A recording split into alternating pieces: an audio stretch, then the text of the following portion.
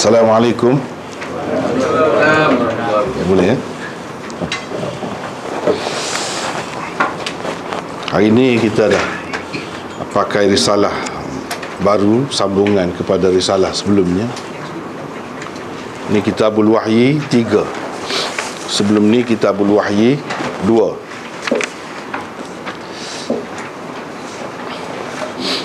Kita baru sampai ke hadis yang ketiga.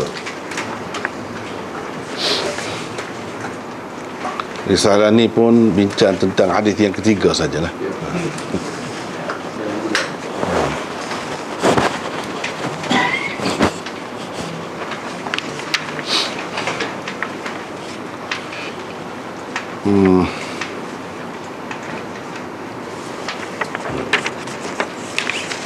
Hadis yang ketiganya InsyaAllah baca. Wa bihi qala haddathana Yahya ibn Bukair. Rasanya tak terang Dengar ke? Dengar, boleh dengar belakang? Kurang? Boleh dengar? Okey.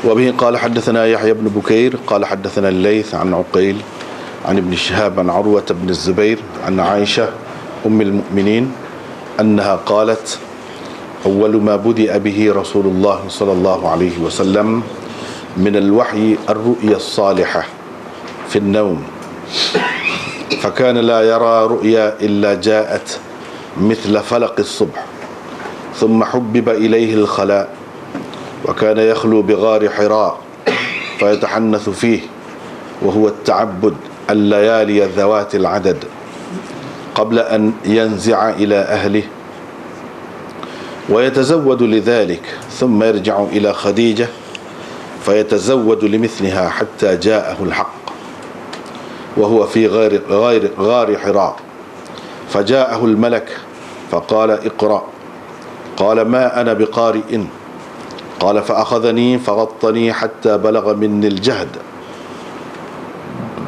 ثم أرسلني فقال اقرأ قلت ما أنا بقارئ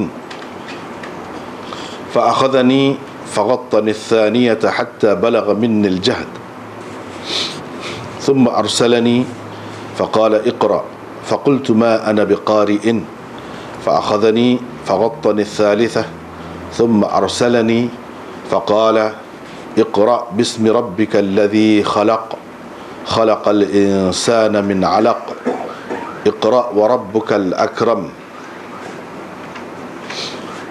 فرجع بها رسول الله صلى الله عليه وسلم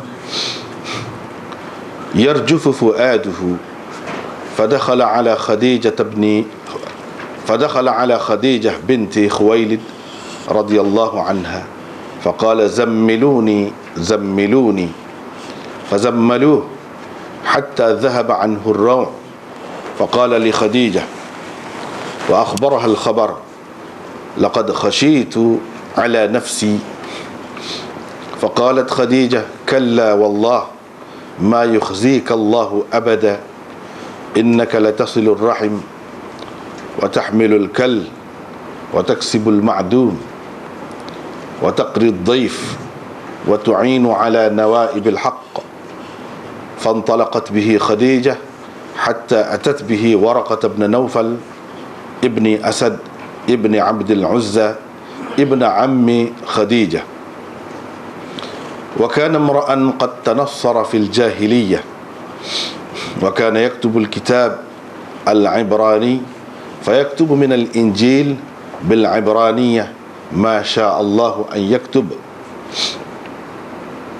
وكان شيخا كبيرا قد عمي فقالت له خديجة يا ابن عم اسمع من ابن أخيك فقال له ورقة يا ابن أخي ماذا ترى فأخبره رسول الله صلى الله عليه وسلم خبر ما رأى فقال له ورقة هذا الناموس الذي نزل الله على موسى يا ليتني فيها جذع ليتني أكون حيا إذ يخرجك قومك Faqala Rasulullah sallallahu alaihi wasallam,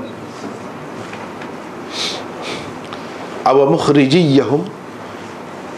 Qala na'am, lam ya'ti rajulun qattu bimithli ma ji'ta bihi illa 'udiyah, wa in yudrikni yawmuk ansurka nasran mu'azzara. Thumma lam yanshab waraqah an tuwaffiya wa fatara al-wahyu.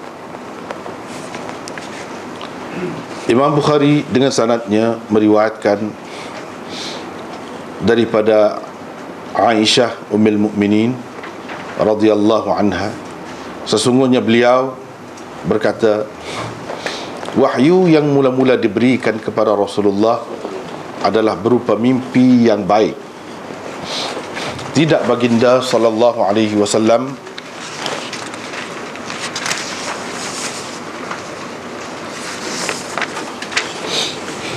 bermimpi, melainkan mimpinya muncul seperti sinaran pagi.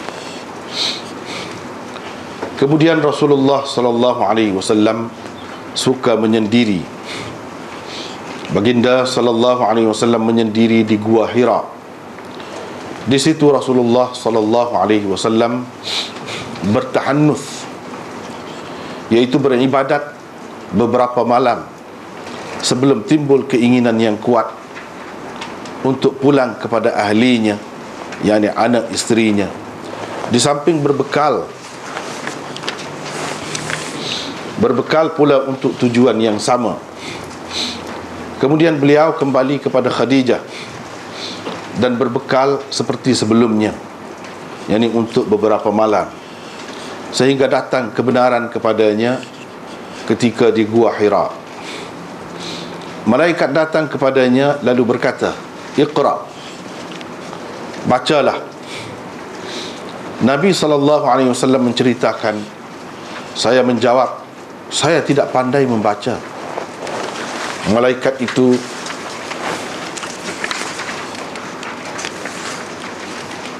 muka surat,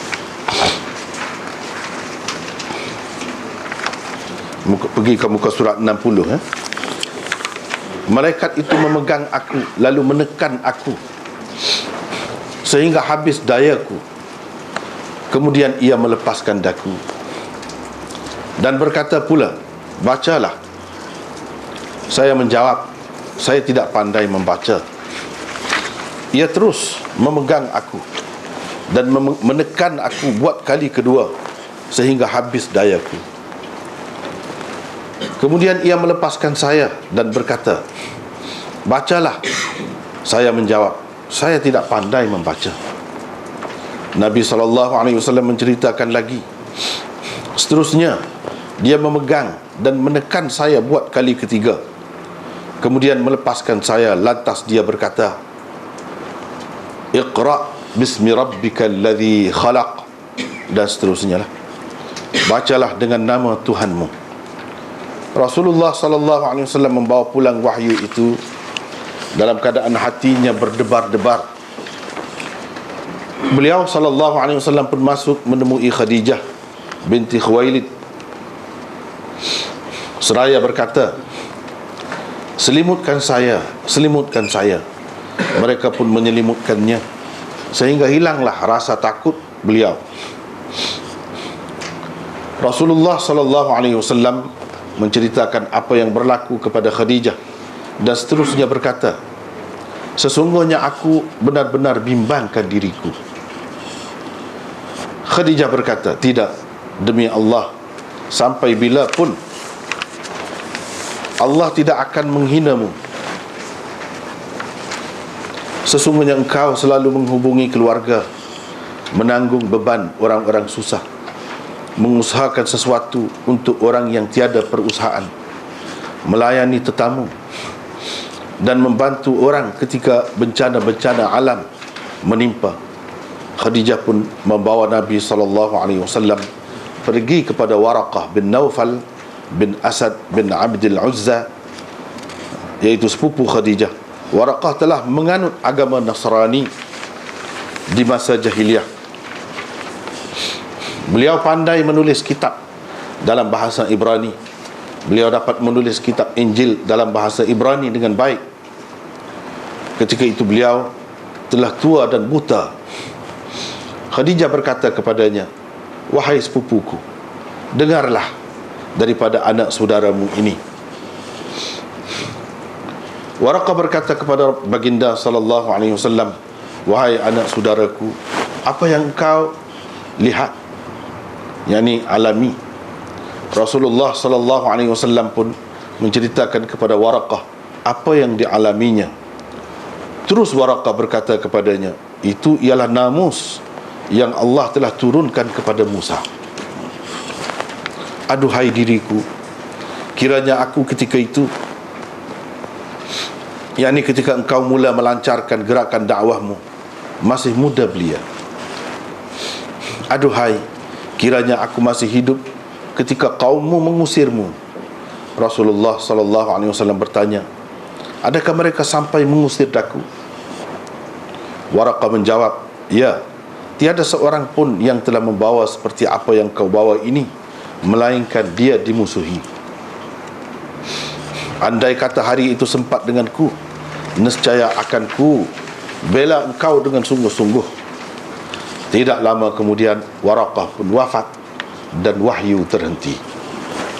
Itulah berakhir di situ hadis yang ketiga. Dan baru sekejap kita baca terjemahannya. Sebenarnya di dalam Sahih Bukhari selepas riwayat ini disambung dengan kata Ibnu Syihab, diambil daripada riwayat Jabir bin Abdullah berkenaan dengan wahyu yang seterusnya turun. Jadi itu dalam kebanyakan kitabnya, termasuk dalam hadis yang ketiga juga. Tapi yang sebenarnya riwayat Aisyah berhenti setakat ini. Itu riwayat yang lain pula. Tapi oleh kerana Bukhari sebut bersama, jadi dikira sebagai hadis yang ketiga juga. Jadi kandungannya yang seterusnya riwayat Jabir itu ialah setelah Nabi wahyu terhenti, Nabi sallallahu alaihi wasallam tertunggu-tunggu wahyu itu. Akhirnya setelah dia berada di Gua Hira juga, dia pergi lagi di situ. Bila dia keluar, dia nampak malaikat Jibril itu dalam rupanya yang asal. Dan ketika itu diturunkan, "Ya ayyuhal muddathir qum fa'anzir," dan seterusnya. Dalam peristiwa yang kemudian jadi yang ini hadis Aisyah ini menceritakan yang sebelum itu, yakni yang betul-betul mula-mula, wahyu yang betul-betul mula-mula, iaitu Iqra. 5 ayat dari surah Al-Alaq itu. Tapi Imam Bukhari biasalah, kalau kita baca kitab ni seterusnya, dia ringkas-ringkaskan ayat itu. Dia sebut sikit je. Padahal yang sebenarnya lebih lagi. Jadi kita kena fahamlah kitab Bukhari ni memang begitu. Seterusnya apa, sampai akhirnya begitu cara dia. Sebab dia kira ni semua ni orang sudah belajar, dah ada asas dah, bukan kosong. Bukan kosong. Kadang-kadang dia isyarat gitu, dia kira macam kita baca, kita nampak dia kira orang di hadapan dia tu hafal Quran semua ni. Jadi ringkas. Jadi hadis ni agak panjang sebenarnya. Dan kalau kita perhatikan 6 hadis di bawah Kitabul Wahyi, inilah satu-satunya hadis yang betul-betul tepat dengan tajuk yang Imam Bukhari buat. Bagaimana permulaan wahyu? Bagaimana keadaannya? Betul-betul nampak ini. Adapun yang lain-lain tu mesti kita kena selami hadis itu. Kita kena bongkar dan kita kena banyak perkara lah kena buatnya, kena takwil, pusing ke sana, pusing ke sini, untuk sesuaikan dengan tajuk. Tapi yang ketiga ini jelas.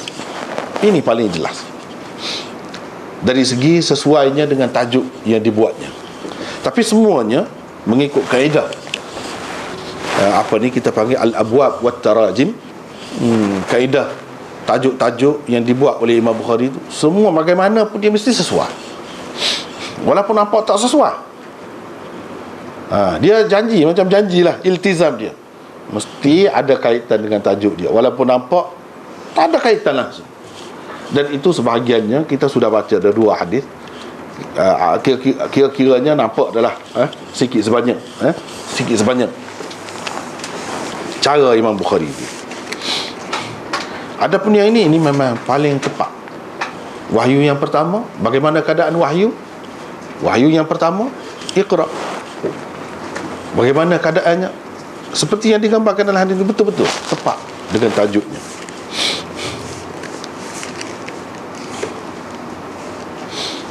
Dia banyak cara lah, tajuk Imam Bukhari buat ni susah. Kalau kita dalam pengajian hadis ni paling susah nak memahami tajuk Bukhari. Yang lain-lain tak susah. Kalau kita boleh lepas ini, selesai yang lain-lain. Tirmizi ke, Abu Daud ke, Muslim ke, ataupun yang lain-lain, semuanya tidak berat macam Bukhari. Susah. Kadang-kadang dia buat tajuk, dia tak bawa satu pun hadis, tajuk saja ada. Kita kata dia terlupa kan dia nak bubuh hadis ni. Macam-macam lah. Orang baca Bukhari ni macam-macam, dia akan terfikir, kenapa macam ni? Tajuknya macam lain, hadisnya lain, tapi mesti ada kaitan. Kalau tak ada hadis tu, kena faham. Dia ada cara dia sendiri.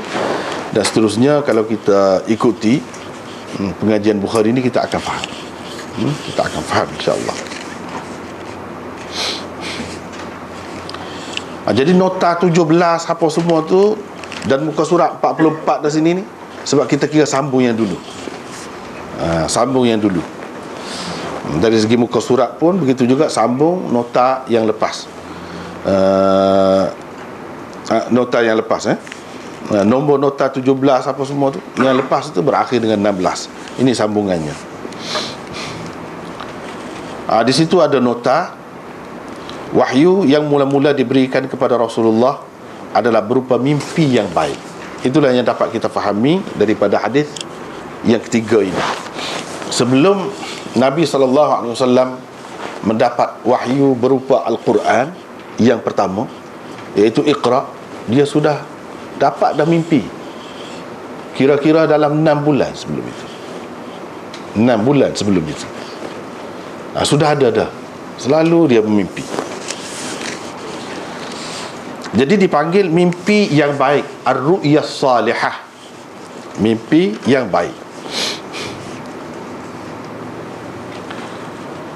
Berhubung dengan perbincangan tentang tajuk yang dibuat oleh Imam Bukhari sebelum ini, anda akan dapati hanya hadis yang ketiga inilah yang paling tepat dengan tajuk tersebut, iaitu bab bagaimana permulaan datangnya wahyu kepada Rasulullah sallallahu alaihi wasallam.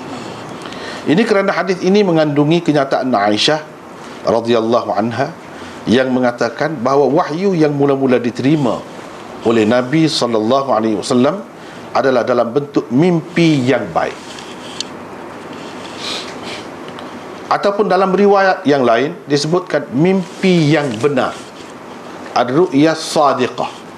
Dalam riwayat yang lain disebut ar-ru'yah sadiqah. Di sini ar-ru'yah salihah.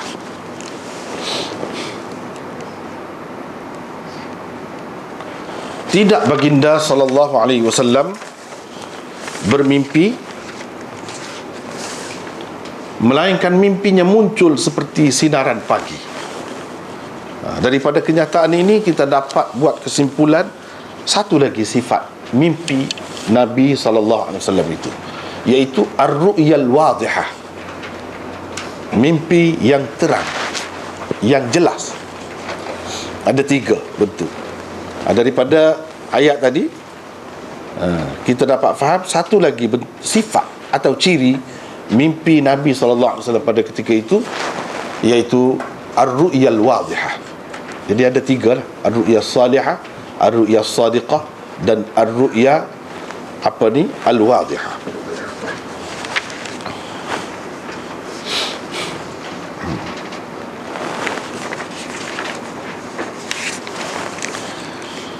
Dari segi kesesuaian hadis ini dengan tajuk, memang sesuai sangatlah.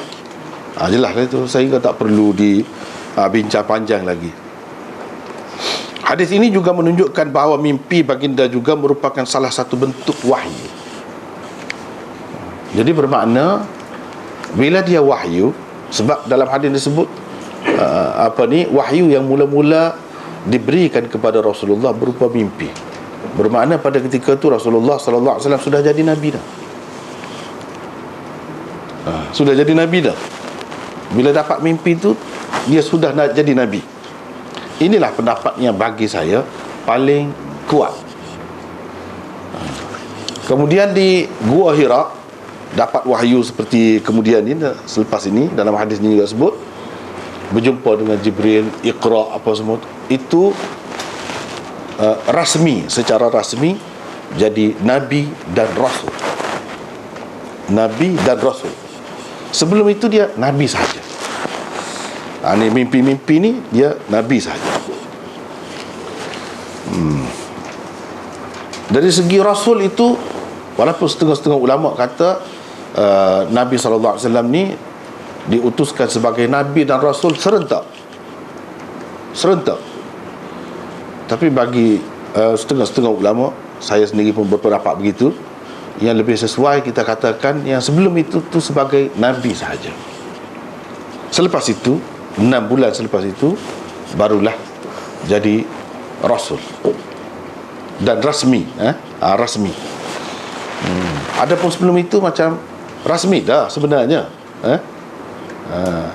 Macam pelantikan lah, kita kata pelantikan raja ke, sudah maklum dah dia dia yang akan ditabalkan, tapi tidak rasmi lagi, tak naik takhta lagi kan. Tapi semua sudah maklum.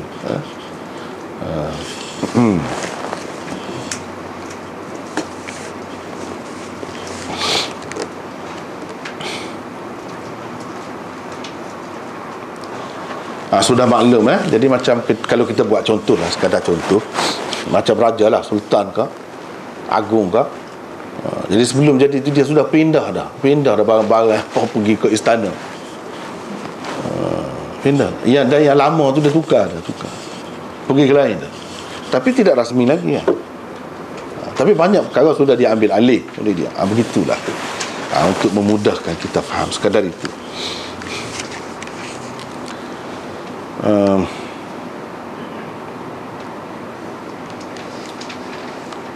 Mimpi Nabi ni tidak sama dengan mimpi manusia yang bukan Nabi. Jadi pada ketika ini mimpi dia tu benar, semua benar. Jadi ada 3 ciri itu. Mimpi yang baik. Mimpi yang baik ni macam mana? Ada mimpi yang tidak baik kan? Mimpi yang tidak baik ni macam-macam lah. Mimpi yang menakutkan, yang macam menyebabkan kita jadi ragu-ragu, teringat-ingat, jadi takutlah, runsing. Itu mimpi yang tidak baik, tidak salihah. Kalau mimpi yang baik ni menyenangkan hati, suka. Yang dia mimpi tu yang suka semuanya, menyenangkan hati semua. Mimpi yang sadiqah, yang benar, tepat mimpi itu. Boleh dikatakan tepat. Cuma tepat tu macam mana, perlu ditakbir ke, ditakwil ke mimpi itu atau tidak? Ada 2 pendapat lagi tu. Ada yang mengatakan tepat betul-betul. Misalnya sebagai contoh, kita kata dia mimpi berjumpa dengan orang ni. Jumpa dengan orang ni, dekat dia tu ada orang-orang ni pula. Memang macam tu. Kemudiannya memang macam tu yang berlaku. Itu yang dikatakan mimpi yang benar, yang tepat. Mimpi yang terang, jelas. Jelas. Macam kita kata tadi lah, walaupun belum berlaku, tapi sudah nampak dah benda ni akan berlaku gini. Selain daripada mimpi, pada ketika itu Nabi SAW sudah banyak dah perkara-perkara lain yang pelik-pelik. Antaranya dia diberi salam oleh batu, pokok dan sebagainya. Benda-benda begitu sudah ada. Sudah ada.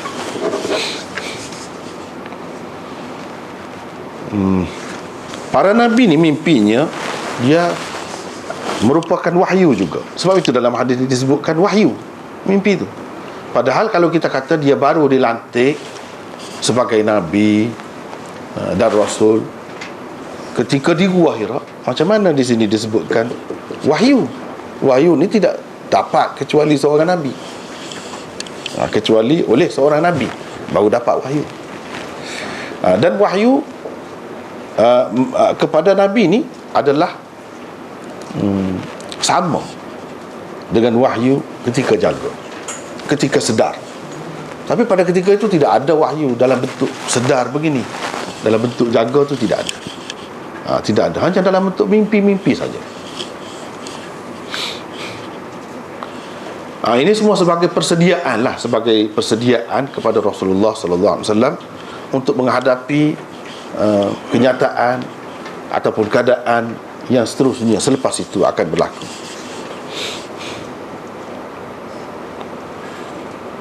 Sebab apa mimpi dia tu dikira sebagai wahyu juga dan sama dengan semasa sedar. Sebab Nabi SAW tidak diganggu oleh syaitan. Dia tak boleh campur. Langsung tidak ada dalam mimpi dia tu. Kalau mari ada unsur ataupun campur tangan syaitan, itu tidak ada. Tidak ada. Di peringkat permulaan ke, di peringkat akhir ke, sebelum dia sama, sebelum dia meninggal dunia, sama sahaja. Kita tak boleh kata wahyu yang dia dapat melalui mimpi itu kurang sikit daripada wahyu dia. Tak boleh. Sama. Betul-betul sama.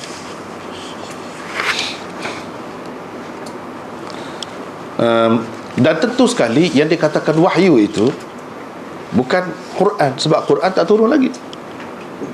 Inilah yang menunjukkan wahyu itu tidak semuanya Quran. Selain daripada Quran, ada juga yang dikatakan wahyu sesuai dengan ayat Quran. Sebelum daripada ini kita sudah dalam nota-nota yang lepas sudah sebut dah, wa ma kana li basharin an yukallimahu Allahu illa wahyan aw min wara'i hijab aw yursila rasulan fayuhiya bi idnihi ma yasha. Sudah sebut dah bahawa Quran itu sampai kepada Rasulullah dengan perantaraan Rasul. Disebut Rasul juga, Jibril. Yang dua lagi di mana? Yang dua lagi, yang dua lagi itu disebutkan sebagai wahyu, wahyan, wahyulah. Seperti dalam hadis ni juga sebut wahyu. Yang Rasulullah SAW mimpi itu wahyu. Jadi orang-orang yang mengatakan wahyu ni hanya berupa Al-Quran sahaja, silap. Terpesonglah, lari daripada yang sebenar. Dalam Al-Quran pun ada sebut, selain Quran itu sebagai wahyu, dalam hadis ini pun mimpi Rasulullah disebutkan sebagai wahyu. Jadi bertepatan Quran dengan hadis itu.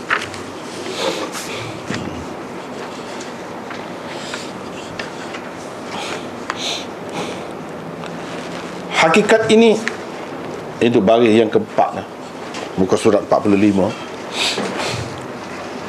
Hakikat ini telah difahami dengan baik oleh Nabi Ibrahim alaihi salam apabila baginda bertindak nekat untuk menyembelih putera kesayangan baginda setelah mendapat mimpi melakukan demikian. Dalam Quran sebut mimpi. Sebab apa? Sebab mimpi sama dengan wahyu semasa sedar. Padahal dia mimpi saja. Ya bunayya inni ara fil manam anni azbahuka fanzur madza tara. Aku bermimpi aku sembelih kamu. Aku hendak sembelih kamu. Itu Nabi Ibrahim sampai buat sungguh. Padahal itu berdasarkan mimpi dia saja. Tapi oleh kerana mimpi ni wahyu kepada Nabi, sebab itu sama. Yang anak dia pun kata juga, ya abati fa'al ma tu'mar satajiduni insya'allahu minas sabirin. Yang anak tu pun jawab gitu juga, sama-sama faham.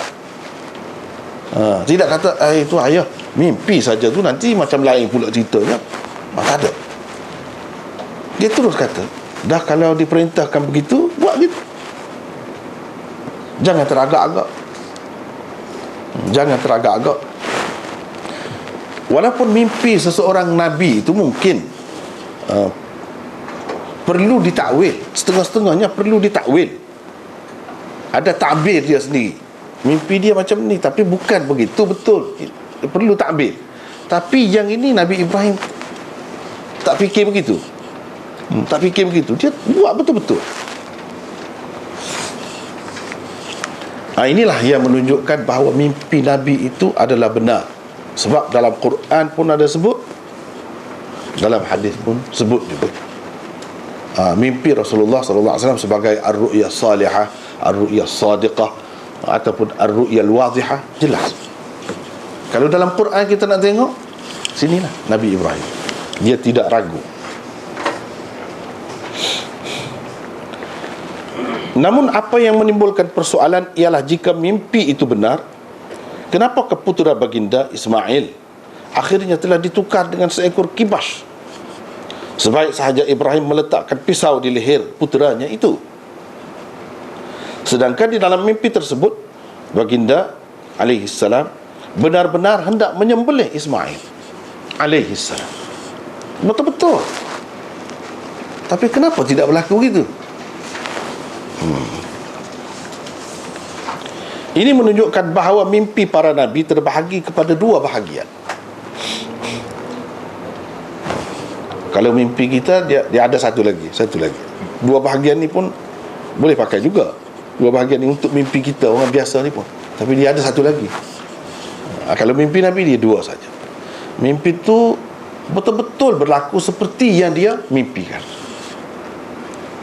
Betul-betul macam tu. Tak ada berubah sedikit pun.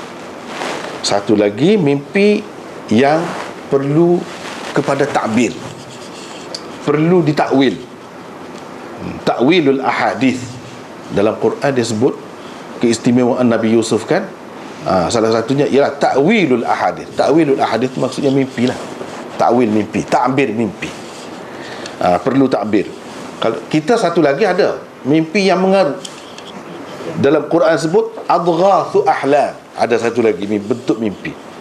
Mimpi yang mengaruh. Ini tak ada takbir, dah tak tepat dengan kenyataan pun, tak ada langsung. Permainan tidur orang biasa saja. Itu adghathu ahlam. Adapun nabi-nabi, adghathu ahlam tu tak ada. Dia tak ada. Dia ada dua jenis mimpi. Pertama, mimpi yang memerlukan takbir dan takwilan. Kedua, mimpi yang tidak memerlukannya, kerana kemudian ia berlaku tepat seperti apa yang dimimpikan mereka. Betul-betul berlaku begitu. Kadang-kadang sesuatu perintah melalui mimpi harus dilaksanakan mengikut zahirnya terlebih dahulu. Dia susah nak takwil nak takwil macam mana ni? Buat sajalah seperti zahirnya tu. Kalau tak tahu, maksudnya Allah SWT tidak mengisyaratkan kepada Nabi itu, maksud dia begini, takbirnya begini. Tak ada isyarat. Jadi kena pakai yang zahir itu dulu. Kena pakai yang zahir itu dahulu. Jika Allah SWT mengubah hakikat pelaksanaannya, itu berarti perintah di dalam mimpi tersebut adalah sesuatu yang memerlukan takbir dan takwilan. Macam cerita Nabi Ibrahim tadi, dia tak tahu nak takwil, nak takbir macam mana. Tanya anak dia pun kata buat sajalah. Ini menunjukkan kalau tak pasti, tak jelas takbirnya, buat saja. Jadi bila dibuat tidak berlaku, bermakna mimpi tadi mimpi yang perlu ditakbir. Tapi kalau kita buat begitu, putus leher anak tu. Allah SWT tidak macam tu. Dia nak cerita mimpi kamu tu sebenarnya perlu kepada takbir. Satu. Yang keduanya, dengan kuasa aku dapat buat apa yang kamu tak terfikir. Aku menghendaki macam mana sebenarnya, kamu akan lihat. Tapi kamu kena betul-betul buat dulu. Betul-betul buat dulu. Bukan cari jalan keluar, lari daripada zahir itu. Jangan begitu. Jadi ujian Allah SWT kepada Ibrahim. Sebab Ibrahim Khalilullah, kekasih Allah. Khalil ini kekasih yang tidak ada ruang di dalam hatinya untuk orang lain selain Allah. Itu Khalil, Khullah. Dia bukan Habib, Khalil. Khalil ni mana langsung tidak ada, Allah sahaja di dalam hati. Sayangnya itu yang lain macam tidak ada. Zahirnya ada, mestilah sayang tu kan. Allah SWT pun perintahkan kita supaya sayang kepada anak, isteri. Memanglah ada zahirnya, tetapi di dalam hati tu, seperti akidah kita lah, akidah kita kan. Kita kata ini tukang buat masjid, memanglah tukang. Zahir kita bercakap begitu, hati kita, akidah kita kata Allah. Macam tu. Sama juga di sini. Jadi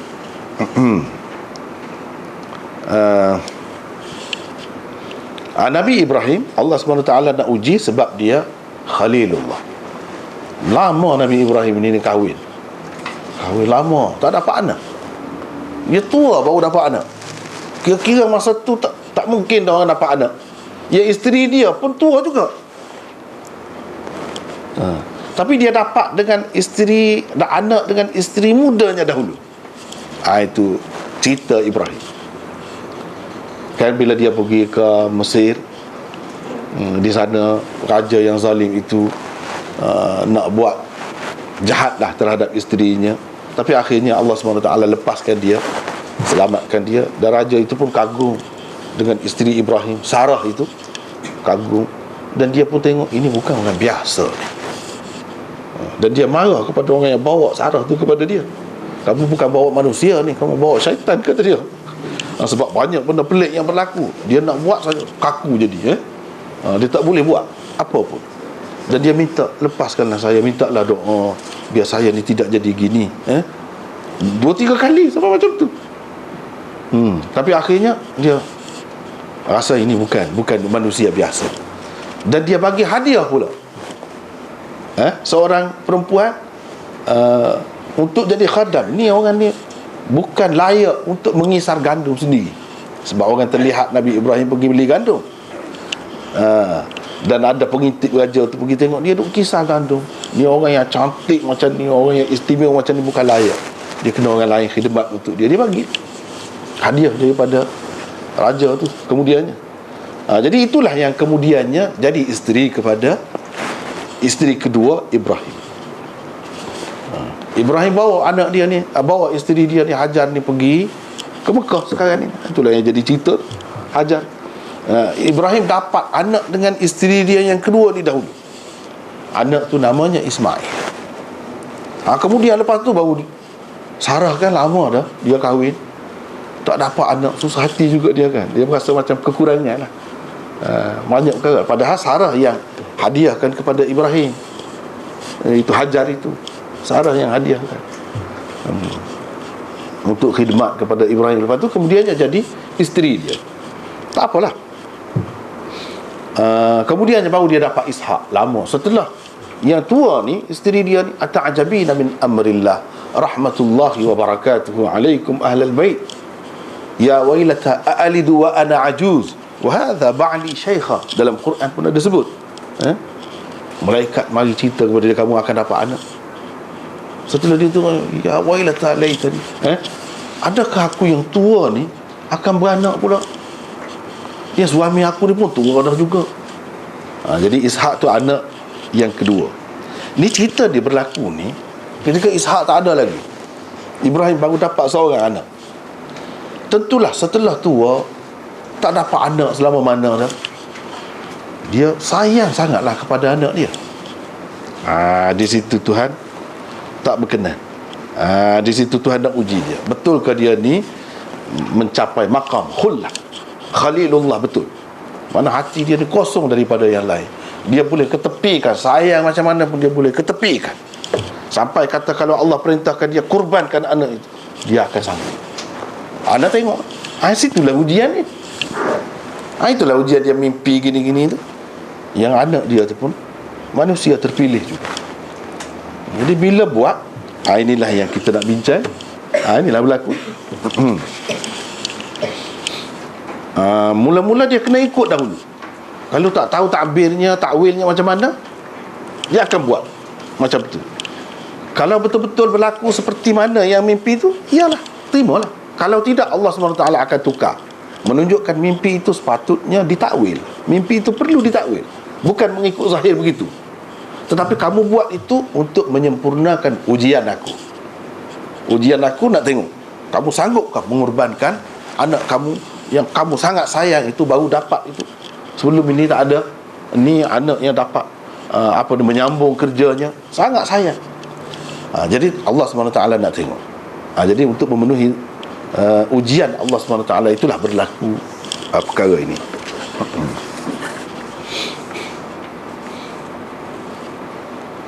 Hakikat ini telah disedari oleh Nabi Ismail alaihissalam apabila meminta Nabi Ibrahim melaksanakan sahaja apa yang ditunjukkan di dalam mimpi baginda, sebaik sahaja ayandanya itu meminta pendapatnya. Lihatlah bagaimana Allah SWT menggambarkan peristiwa itu, dan lihat juga bagaimana pengubahan hakikat mimpi seorang Nabi dalam pelaksanaannya telah berlaku menerusi beberapa ayat berikut. Jadi ini maksudnya mimpi ini sebenarnya perlu ditakwil.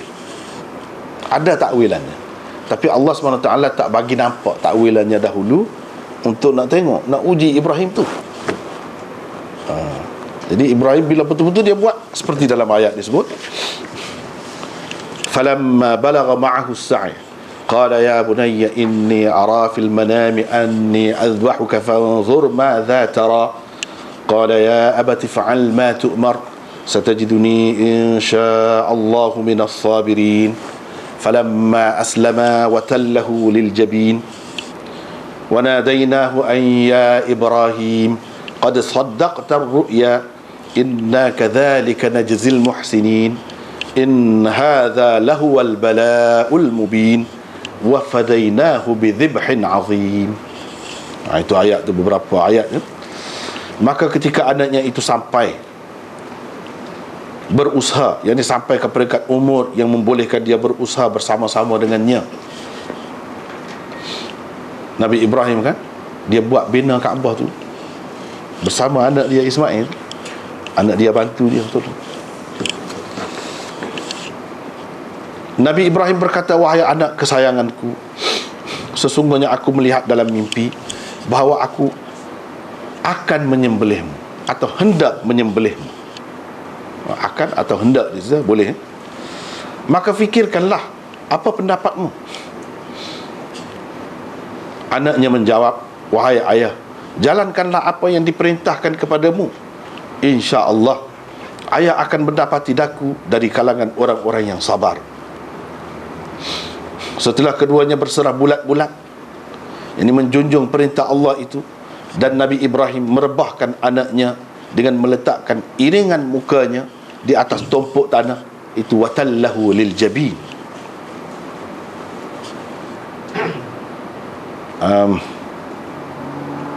Kami sifatkan Ibrahim dengan kesungguhan azamnya itu telah menjalankan perintah kami. Ini yang ditakdirkan. Gitulah maksudnya.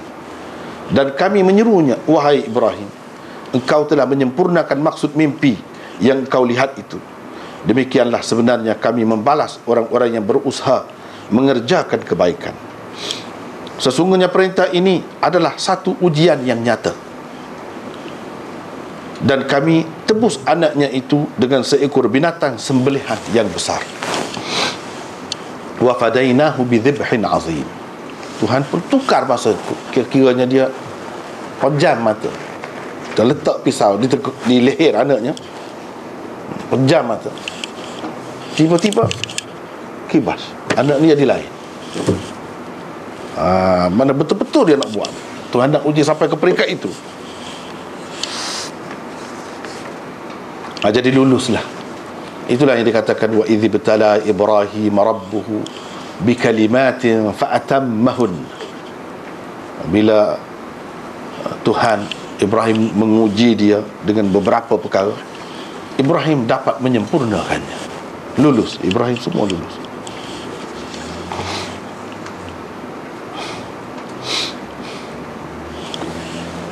Jadi maksud sebenar yang dikehendaki Allah dalam kisah Nabi Ibrahim dan Ismail tadi bukanlah zahirnya.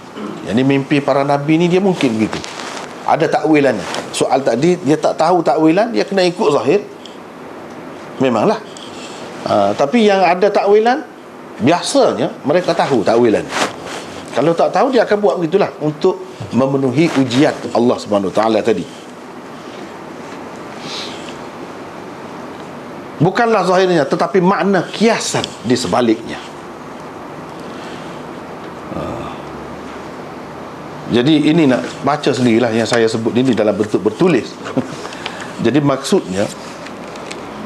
pengajaran daripada kisah Nabi Ibrahim yang berpunca daripada mimpi ialah di sebalik tu. Dan mimpi seseorang Nabi ni dia bukan terhenti setakat dia saja. Pengajarannya itu yang nak disampaikan Allah melalui dia, tapi bukan untuk dia saja, untuk semua pengikut-pengikutnya, daripada zaman Nabi Ibrahim sampai ke zaman Rasulullah sallallahu alaihi wasallam. Dalam syariat kurban misalnya yang kita semua lakukan, dari mana punca? Daripada mimpi itulah asalnya. Dan kenapa kurban itu? Apa maksud?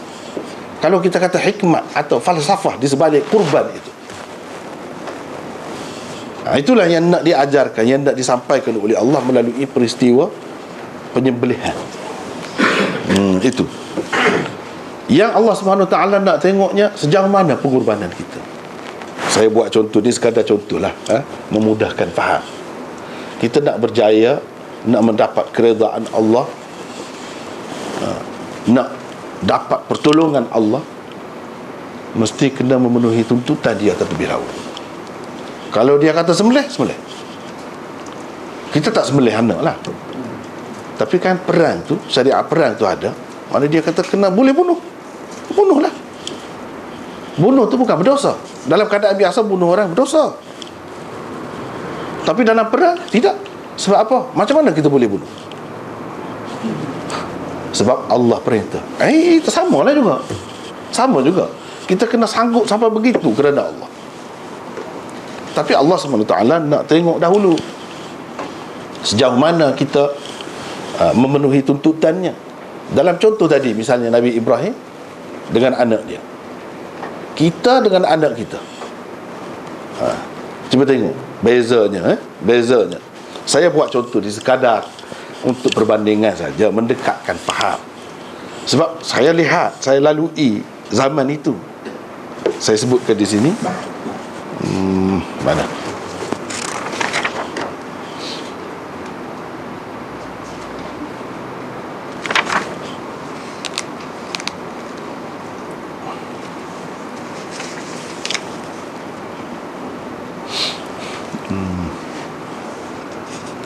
Ini muka surat 46 di tengah tu. Bagaimanapun Alhamdulillah cari yang di tengah tu. Senario ini sudah mula berubah semenjak sekitar tahun 90-an. Itu mengikut pengamatan saya lah. Alhamdulillah lah, perubahan yang baik berlaku dalam masyarakat kita. Yang saya sebut di sini, kalau dahulu, ini yang saya sempat lihat,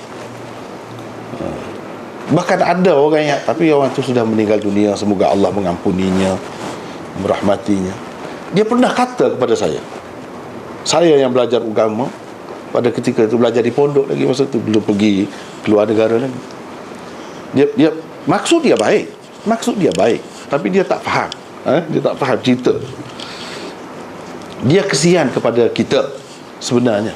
Dia pernah panggil saya, dia pernah ajak saya pergi dekat jalan raya tu, di tepi tu, dia bercakap-cakap dengan saya. Dia kata, apa tujuan awak belajar begini, belajar agama ni? Nak pergi ke mana? Baiklah tukar, kata dia, pengajian awak belajar cara biasa lah. Boleh makan gaji, boleh hidup senang akan datang. Kalau macam ni takkanlah, kalau kita macam ni duduk, Allah SWT akan bagi di bawah tika semayang kita tu duit.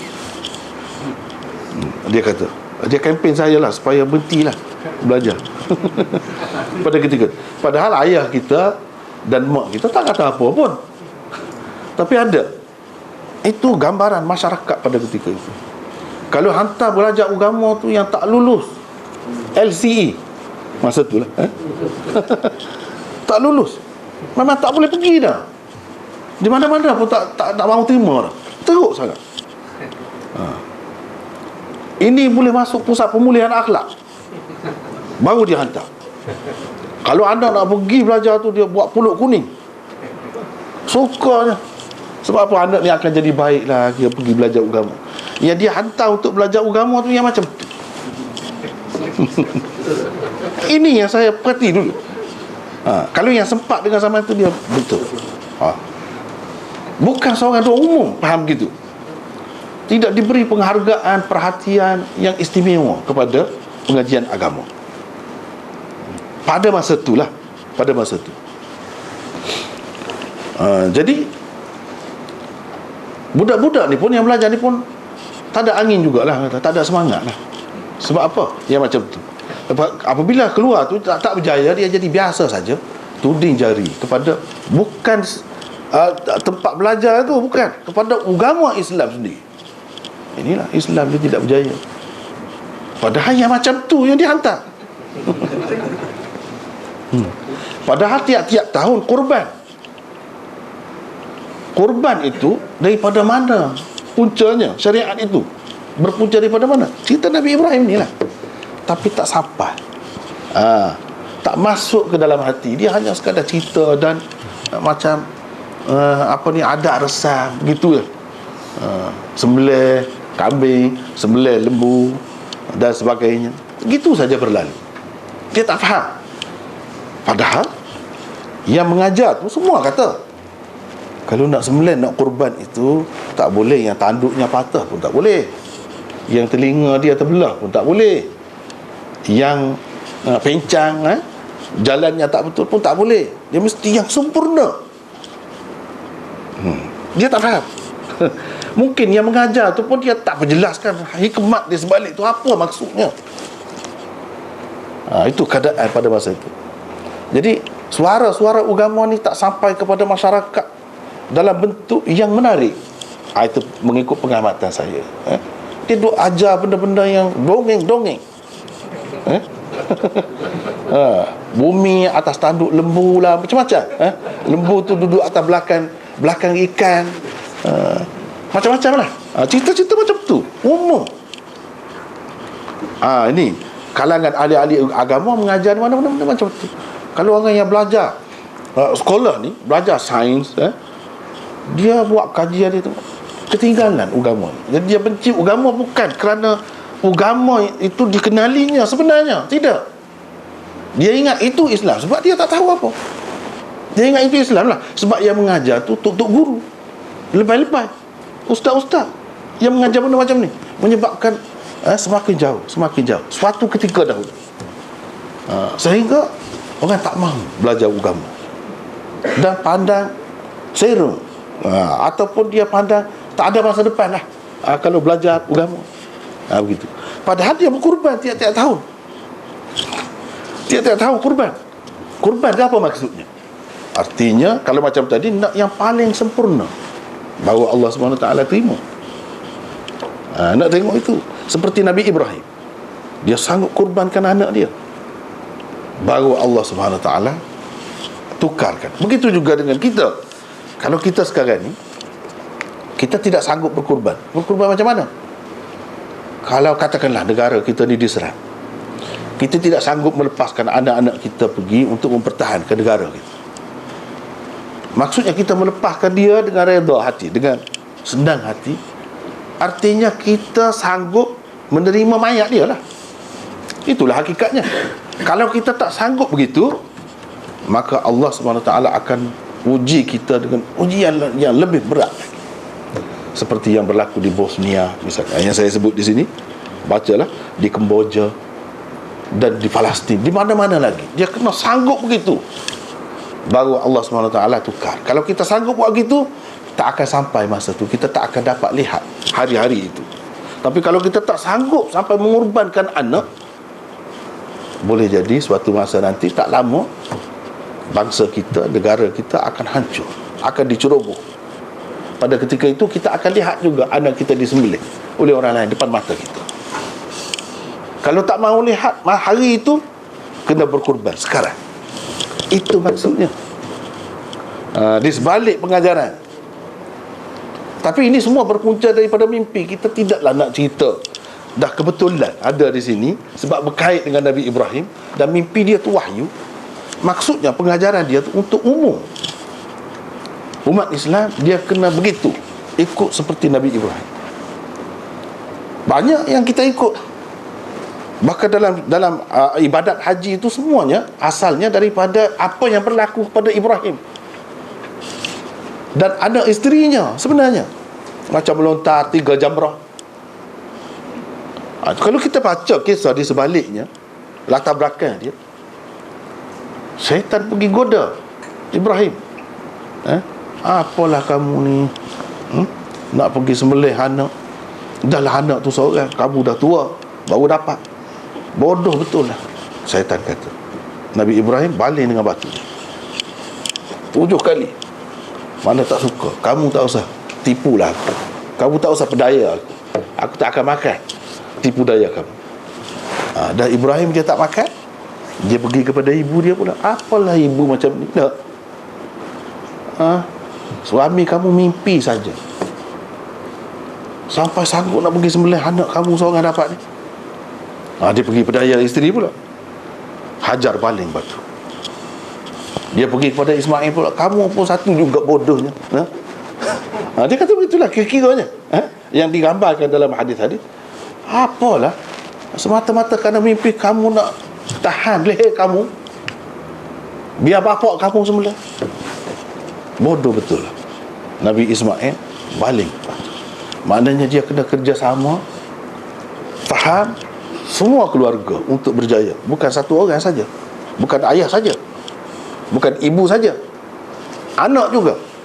Itulah yang menyebabkan Allah SWT tukar kepada Ibrahim, wa fadainahu bidhibhin azim. Dia berjaya. Adapun kita tidak. Kalau nak arah agama ni kan, kadang-kadang isteri saja, suami ke lain. Suami tak minat pun, atau sebaliknya, atau anak tak mahu. Kadang-kadang anak nak, ibu bapa pun pula tak mahu. Dia kata tak ada masa depan. Ini kalau untuk agama. Padahal dia tidak faham kerja-kerja agama ni sebenarnya untuk masa depan kita, bukan masa depan duit, tapi masa depan yang ni untuk keabadian bangsa, keabadian umat. Orang kata lestari lah, untuk kelestarian bangsa, umat semua. Itu lebih besar lagi. Tapi tak nampak. Tak nampak. Sebab tak kaji tadi lah, tak pelajari betul-betul apa yang seseorang Nabi dapat melalui mimpi itu. Benda tu besar sangat. Sampai sekarang dia jadi syariat, dia jadi dalam bentuk ibadat. Tinggal kepada kita apa maksud. Itu maksudnya. Jadi itu sebagai selingan sahaja sebenarnya. Oleh kerana terkenal kepada masa yang lalu. Tapi keadaan sekarang ni berubah, tidak begitu. Alhamdulillah. Sebab apa? Sebab orang-orang yang menyampaikan agama tu cara dia lain. Dia guna logik, guna akal. Tak ada guna dongeng-dongeng macam tu. Jadi orang-orang muda tertarik. Kalau kita tengok sejarah ni, tempat kita lah, perubahan masyarakat ni minat kepada agama, asalnya mereka dapat di luar negara. Orang-orang yang belajar tidak agama, bukan latar belakang agama, belajar lain-lain lah bidang, pergi di luar, mereka terdedah dengan buku-buku logik. Islam itu agama yang masuk akal. Islam itu agama yang memimpin manusia di dunia dan di akhirat, bukan untuk akhirat sahaja. Dia baca buku-buku macam ni lah, berubah. Bila mereka tu balik, inilah sebenarnya orang yang bukan agama asalnya. Dia berubah masyarakat kita dengan kerjasama pakatan ahli-ahli agama jugalah yang faham kemudiannya. Tapi asalnya begitu. Orang yang tidak belajar agama tu dia minat agama. Lepas tu baru orang agama jadi minat pula agama. Jadi bertukar. Itu keadaannya. Yang balik daripada England, yang balik daripada Amerika, itu yang kuat agama. Yang mula-mula pakai tudung, pakai burqa, hijab macam-macam, itu bukan orang agama asalnya. Sejarah tempat kita ni. Sebab apa? Sebab dia baru faham Islam ni macam mana yang sebenarnya, dengan baca buku-buku ahli-ahli fikir, tokoh-tokoh agama yang terbuka. Bukan pakai kitab lama tu kan, kitab lama. Kitab kuning tu macam Kasyful Ghaibiyah tu. Ya Allah. Tapi saya pernah belajar, saya sendiri pernah belajar. Saya tahu apa dalam tu. Macam Qisasul Anbiya apa semua. Teruk. Itulah yang diajar. Disebarkan oleh ahli-ahli agama macam tu. Macam manalah orang-orang yang belajar cara moden ni nak dapat terima benda macam tu. Tak tahu hadis sahih qadha apa semua. Telan semua. Itu keadaan masa tu. Menyebabkan jadi orang tak faham agama. Tidak bersih agama. Itu. Tapi sekarang ni alhamdulillah berbeza, berubah. Kalau orang tanya saya lah macam mana perkembangan Islam di Malaysia, beza 30 tahun dahulu dengan kemudian banyak berubah. Alhamdulillah. Kita semakin baik. Bukan semakin tak baik. Setengah-setengah tempat ni dia semakin tak baik, semakin rusak. Tapi tempat kita tidak. Alhamdulillah. Dia kena kurban begitu dahulu. Dia kena berkurban dahulu baru dapat. Kalau tak sanggup berkurban, tak dapat. Tak sanggup.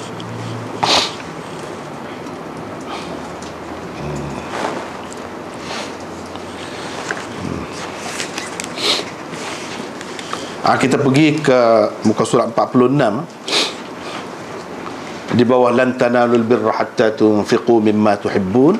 Situ, selain daripada mimpi, Nabi SAW juga menerima wahyu menerusi saluran-saluran yang lain. Baginda SAW pernah bersabda, ru'yal mu'min juz'un min 46 juz'an minan nubuwah. Mimpi orang mukmin merupakan satu daripada, ini silap kena baiki sikit. Satu daripada 46 juzuk. Dia berpusing tu.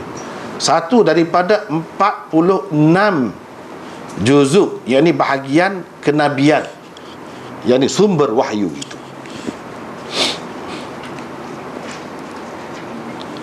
Jika kita manusia biasa juga boleh mengalami mimpi-mimpi yang benar dan kebenarannya terbukti dalam kenyataan, betul-betul tepat seperti yang dimimpikan, atau ia betul-betul menepati takwilan dan takbirnya, maka cubalah bayangkan betapa tepatnya maklumat yang diterima seseorang Nabi dengan adanya sejumlah 45 lagi saluran wahyu padanya. Ini benda yang perlu kita hayati dalam bab wahyu ini. Rasulullah SAW sudah kata, mimpi orang mukmin ini adalah satu juzuk daripada 46 juzuk kenabian, yang disumber yang diperolehi seseorang Nabi. Kita tengok berapa banyak melalui mimpi ni kan dapat jadi panduan kepada orang yang mengerti lah. Kepada orang yang mengerti. Saya sendiri pun banyak mimpi-mimpi. Saya sendiri pun banyak mimpi-mimpi ni. Dan terbukti kemudiannya betul-betul macam tu. Termasuklah yang saya duduk di sini sekarang. Termasuklah. Saya mimpi. Mimpi itu kita ingat lama kalau mimpi betul. Sampai sekarang dia ingat lagi. Berapa banyak kita mimpi yang lain kan tak ingat. Dia hilang begitu. Tapi mimpi ni sampai sekarang ingat. Dan apa yang berlaku kepada saya selepas itu, selepas mimpi, saya pun kata, golek kepala sendiri, macam mana ni boleh begini. Pada ketika itu saya mengajar Tirmizi, pelajar-pelajar saya di rumah saya sendiri. Setelah sekian lama saya bermimpi. Saya mimpi apa? Dikatakan Rasulullah SAW mati ada dalam zoo, terbaring dalam zoo. Semua orang lah, ramai lah pergi, berduyun-duyun orang pergi nak tengok Rasulullah SAW. Saya pun pergi juga. Bila masuk dalam zoo tu, dia macam ada satu tempat semin tinggi gitu, Rasulullah terbaring di situ. Terbaring. Saya pun pergilah tengok. Ramailah orang lain pun pergi juga. Saya pergi tengok, daripada bawah sampai ke atas saya tengok. Dia macam pakai kain apa ni, kain kelumbung orang perempuan tu. Orang Kelantan kata kain lepas. Apa tak faham? Kain lepas. Dia pakai macam Nabi duduk pakai kain itu saja. Dah terdedah semua tubuh dia. Kalau orang Kelantan biasa juga, orang Terengganu pakai juga itu kan. Kalau dia nak mandi dia pakai itu. Jadi bawah lutut sikit lah kain itu. Jadi saya tengok daripada bawah sampai ke atas. Saya pergi depan. Saya kata tak munasabah ni. Saya tak boleh terima lah ini Nabi. Sebab apa? Nak kata Melayu tak Melayu. Nak kata negro tak negro. Jadi macam-macam yang saya nampak tu. Tak boleh nak kata lah. Tapi dalam mimpi tu, yang saya belajar tidak begitu. Rasulullah SAW ni sangat cantik orang. Dia putih. Dia putih. Sifat-sifatnya saya ingat dalam mimpi tu. Ini tidak begitu. Kemudian macam mana duduk di dalam zoo begini, dia mati. Dia mati terbiar begini. Hina ni. Tak sesuai dengan Rasulullah SAW. Kalau betul Rasulullah, Allah SWT tak akan biarkan dia begini. Itu dalam mimpi saya kata. Ini yang kalau macam ni yang sesuainya Fir'aun. Yang sesuainya Fir'aun. Sebabnya dalam Quran. Ini dalam mimpi semua, dalam mimpi. Saya pun ingatlah. Fal yawma nunajjika bi badanika litakuna liman khalfaka ayah. Ayat itu berkenaan dengan Fir'aun. Dan tubuh Fir'aun bila dia kejar Nabi Musa tu, dia tenggelam. Dan orang keluar ke tubuh dia tu. Sampai sekarang ni ada dalam zoo di Mesir. Tuhan pelihara tubuh dia untuk jadi tontonan manusia. Ni orang yang hebat yang mengaku jadi Tuhan ini macam ni. Kalau kita pergi tengok, teruk sangat. Kecut habis semua tubuh.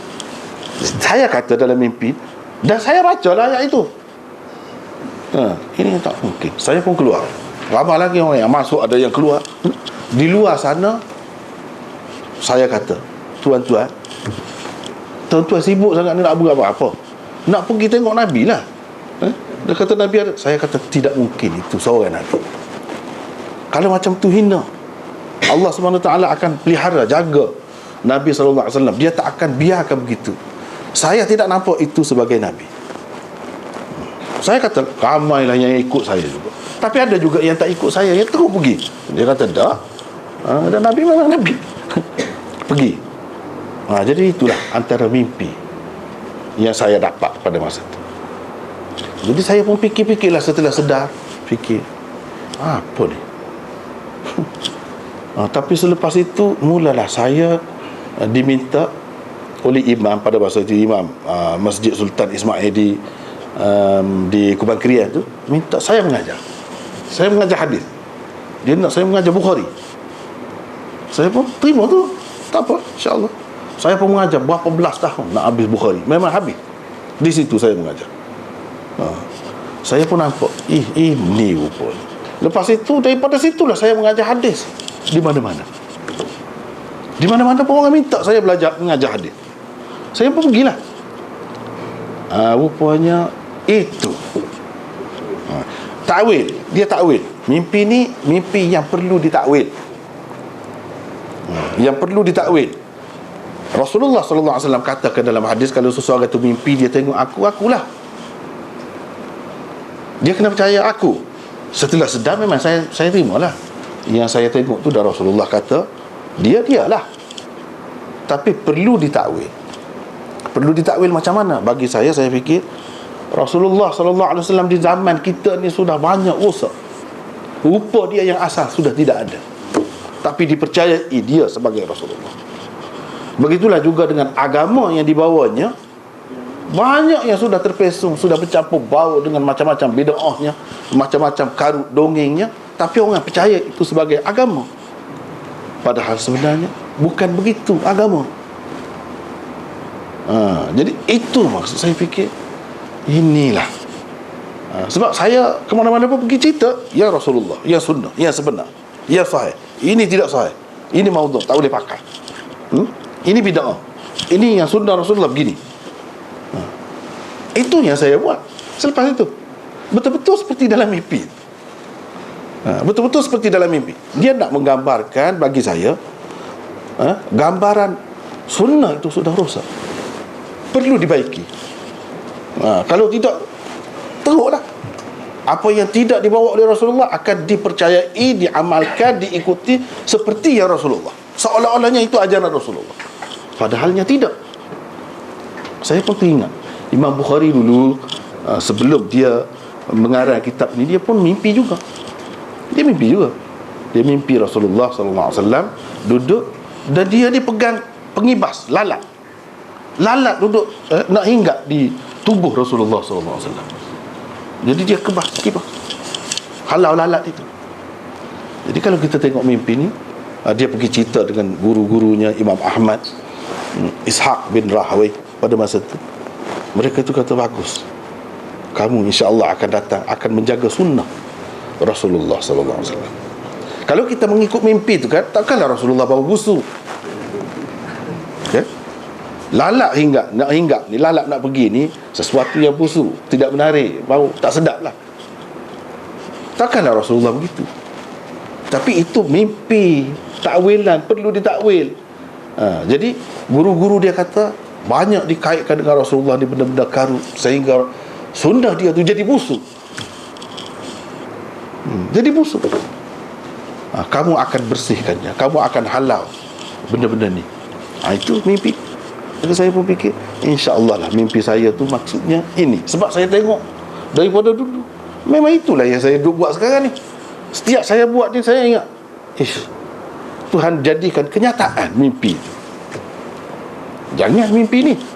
Sebab tu saya kata, kalau kita orang biasa pun mimpi tu kita boleh lihat daripada awal sampai akhir, kita tengok betul inilah yang kita mimpi. Bukan satu, banyak lagi yang benda-benda lain, tapi hari ini nak cerita itu saja. Hari ini nak cerita itu saja. Jadi kita tengok ada maksudnya, tepat. Kita orang biasa, Allah SWT bagi. Itulah sebab dia kata mimpi orang mukmin adalah satu juzuk, satu bahagian daripada 46 juzuk kenabian. Yang punca kebenaran, maklumat yang seseorang Nabi dapat tu 46 semuanya. Kita dapat satu pun macam tu dah, kita boleh tengok sendiri, pendek saya golek kepala. Betul-betul yang berlaku ni apa yang kita mimpi dahulu, padahal berapa puluh tahun dah. Lama benar, sampai sekarang. Sebab tu saya rasa suka hati, betul-betul menepati apa yang kita buat dalam mimpi. Jadi kalau kita orang biasa macam tu, bayangkanlah mimpi Rasulullah SAW atau Nabi-Nabi yang lain yang tidak mungkin melencong sedikit pun. Mimpi lagi 45 lagi tu macam mana? Mestilah tepat. Kalau kita kata kita sekarang ni sumber maklumat kita tengok TV lagi, kita dengar radio lagi, kita ada handphone lagi, kawan kita telefon lagi. Di sana hujan, di Kelantan sekarang ni hujan, di Kota Baru hujan, dia kata. Tak tepat maklumat yang kita dapat. Banyak sumber, mestilah tepat. Ni kalau 46, kita satu tu pun kita dapat, kita boleh buktikan betul mimpi. Itu nak ceritanya wahyu ni benda besar. Wahyu, bila kata wahyu, macam-macam sumber dia. Dalam bentuk mimpi, dalam bentuk ilham, dalam bentuk, semuanya paling tepat. Kalau orang biasa pun boleh tepat, tak boleh nak cerita lah macam mana Nabi-Nabi. Sebab itulah ajaran dia tu jadi akidah, pegangan. Patutlah pun, sebab tepat, tak ada kemungkinan silap. Kalau kita tengok pun memanglah, kita tengok dia cakap tu, walaupun bukan Quran, wahyu juga. Dia kata di suatu hari nanti semua akan makan riba. Kalau tak makan riba pun akan kena juga debunya. Betul ke tidak? Pada masa tu dia cakap tu, dia dah hapuskan riba. Tak ada riba, sistem riba tak ada. Yang mula-mula dihapuskan ialah riba bapak saudara Abbas. Itu semasa bila Nabi SAW cakap begitu? Semasa Haji Wada. Setengah-setengah ulama kata dia cakap begini bila Fatih Makkah. Bila Fatih Makkah, pembukaan Makkah pada tahun yang ke-8. Kalau kita kata Haji Wada, tahun yang ke-10, mana di peringkat akhir. Dia kata sudah hapus. Kira-kiranya tak ada lah pada tu Islam memerintah, tak ada sistem riba. Walaupun ada sekarang ni, tidak semestinya dia akan ada sampai berterusan. Kalau kita usahakan seperti yang diusahakan sekarang, nak melepaskan masyarakat daripada riba, kerajaan pun usaha, orang persendirian pun macam-macam lah, masing-masing lah menghulurkan kepandaian, kepakaran masing-masing. Mungkin satu hari nanti sistem riba ni tidak akan ada pula. Tetapi ditakdirkan Allah SWT, kita ni orang yang sempat hidup dengan zaman semua riba. Cuba bayangkan 30 tahun dahulu, mana ada bank Islam ke apa ke, tak ada semua ni. Takaful ke apa, tak ada. Walaupun ada setengah-setengah pihak yang dia kurang setuju lagi, ada nak baiki lagi, tapi sekurang-kurangnya pada dasarnya sudah nak kepada Islam. Banyak dah bersih, banyak dah bersih. Boleh jadi di suatu hari nanti tak ada. Orang nampak kekurangan riba tu, tak baiknya riba tu. Walaupun di suatu ketika dahulu memang nak hidup dengan riba, di suatu peringkat dahulu tak ada. Kita tak boleh pergi ke institusi keuangan yang dikaitkan dengan Islam. Sekarang ni kalau bank yang bukan Islam pun dia ada apa, kaunter syariah, dia ada. Tengok bagaimanapun kita sempat dengan zaman itu. Betul ke tidak dia kata? Betul. Berapa banyak lagi dia sebut, tepat semua. Yang zaman sahabat dulu tak boleh lihat, tak boleh tengok keadaan itu, tak boleh tengok.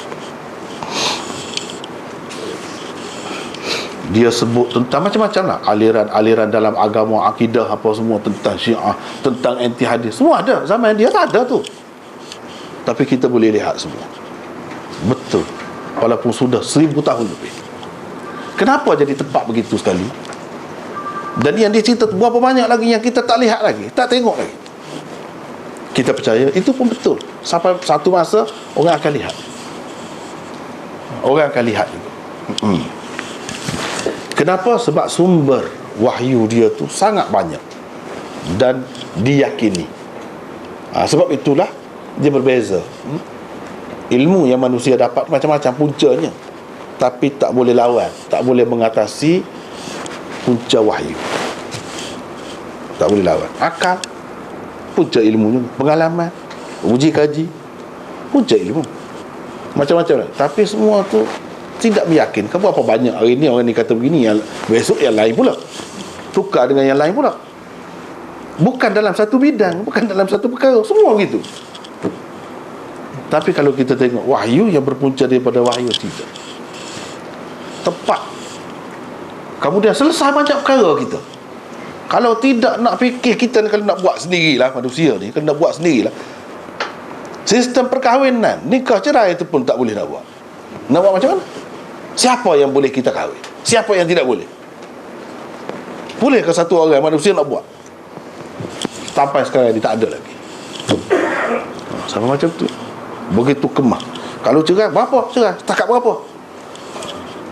3 saja. Ini orang panggil talak rajai. Ini orang panggil talak bain. Semua ada lengkap, kemas kalau kita ikut.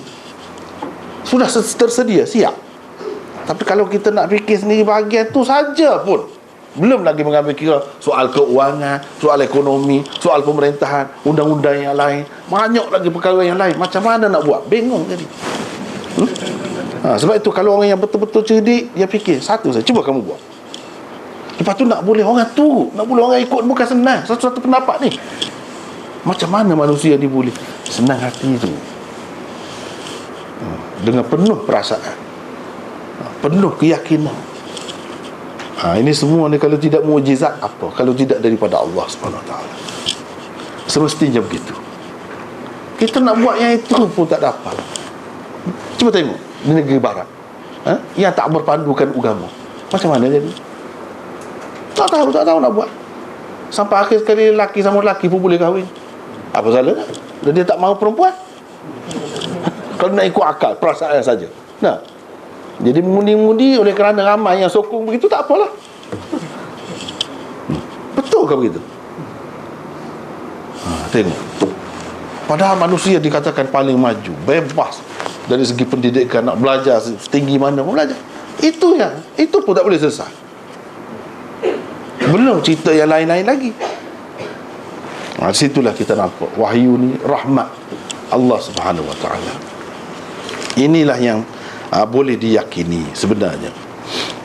Kemudian kita pergi lagi.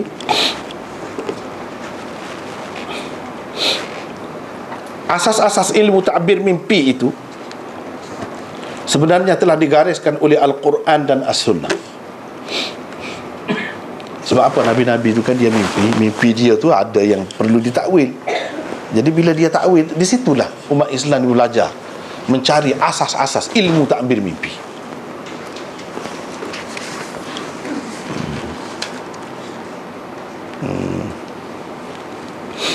Contohnya bila Allah Subhanahu Wa Taala mengibaratkan sesuatu dengan sesuatu yang lain di dalam Al-Quran, maka ia sebenarnya menunjukkan kepada asas takbirnya.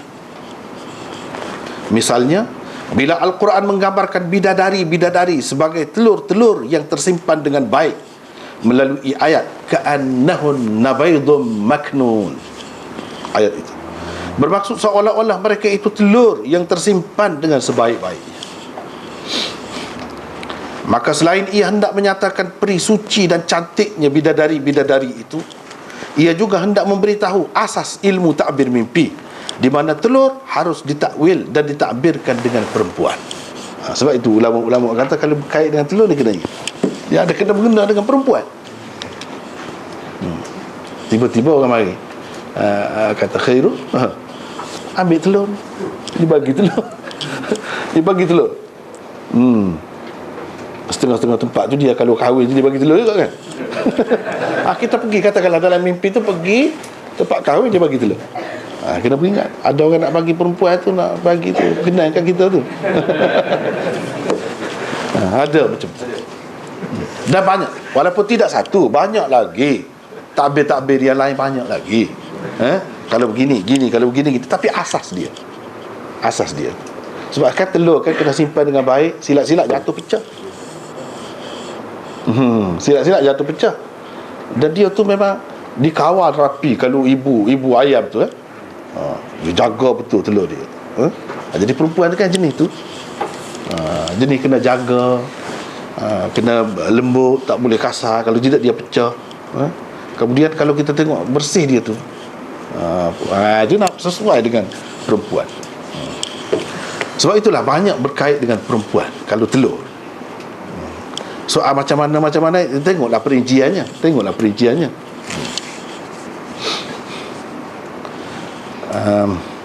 Takwil dan takbir mimpi seseorang yang bermimpi telur seharusnya tidak dilupai kaitannya dengan perempuan. Jangan lupalah. Itu asas, salah satu asas. Seseorang yang bermimpi perempuan pula harus ingat kaitannya dengan dunia. Kalau perempuan, betul-betul perempuan, itu kena ingat dunia pula. Dunia.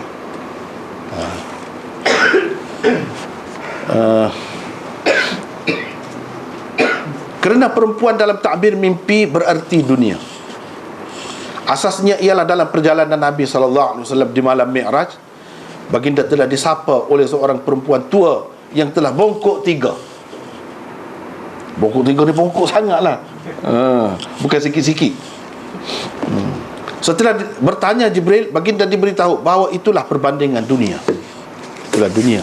Jadi dunia zaman kamu ni, peringkat itulah. Jadi tua ni makna peringkat akhir lah, tak ada lah lepas pada tu, mati lah, kiamat lah. Itu isyarat. Kalau perempuan tu masih muda lagi, dunia ni umur panjang lagi lah kira-kiranya. Satu. Yang keduanya mengisyaratkan kepada selepas Rasulullah SAW tidak ada Nabi yang lain dah. Yang ada sampai kiamat syariat Nabi SAW. Ikutlah dia sudah bongkok 3 dah kah, bongkok bongkok 4 sekalipun, dia tak ada dah yang lain. Dia sampai kiamat. Begitu. Setelah seseorang yang bermimpi pada hakikatnya melihat gambaran atau rupa sesuatu di alam misal. Melihat rupa sesuatu di alam misal. Misalnya Sayyidina Umar, dia bermimpi dia minum susu. Selepas Rasulullah SAW ini dia minum susu, sampai susu tu terkeluar memercik macam peluh gitu di tubuh dia. Di hujung-hujung jarinya, dia melalui liang-liang roma dia, keluar susu. Dia tanya Rasulullah SAW, apa? Rasulullah takbirkan, itu ilmu aku yang kamu akan dapat. Jadi susu maksudnya ilmu di alam misal. Ilmu dalam dunia ini rupanya susu. Kalau seseorang minum susu, artinya dia akan dapat ilmu. Susu macam mana? Terutamanya kalau dia macam dia lepas Rasulullah sallallahu alaihi wasallam. Itu nampak sangat kaitannya ilmu itu. Dan melimpah ruah ilmu yang dia dapat itu, melimpah ruah. Sebab itulah Imam Syafi'i, kenapa kita kata dia mengutamakan riwayat Ibnu Abbas. Rujukan utama bagi Imam Syafi'i dalam mazhab fiqhnya, kalau di kalangan sahabat, Ibnu Abbas. Kenapa? Padahal Ibnu Abbas itu di masa Rasulullah SAW masih budak lagi. Berdasarkan setengah-setengah riwayat, dia kata ketika Rasulullah SAW wafat itu dia hampir balik. Maknanya tak balik lagi. Tapi kenapa Imam Syafi'i mengutamakan dia daripada sahabat-sahabat yang lain? Mengikut setengah-setengah ulama, mereka mengatakan Ibnu Abbas ni yang dia dengar secara langsung daripada Rasulullah, yang diriwayatkan secara langsung daripada Rasulullah, hanya 4 hadis. Mengikut setengah-setengah ulama. Yang lain tu dia riwayat melalui sahabat-sahabat yang lain. Tapi kenapa Imam Syafi'i mengutamakan dia? Jawabnya, kerana dia adalah murid khusus Sayyidina Umar. Jadi Sayyidina Umar, Imam Syafi'i dia pegang Ibnu Abbas tu, pada hakikat dia pegang, bukan pegang anak, pegang ayah dia, pegang guru dia tu. Jadi guru Ibnu Abbas siapa? Sayyidina Umar.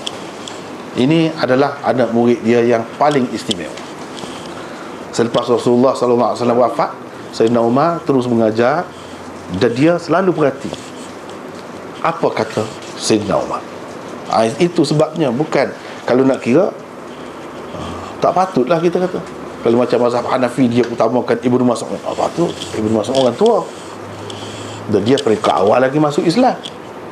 Memang dia orang alim pun, jelas itu. Tapi kalau Ibnu Abbas, kenapa?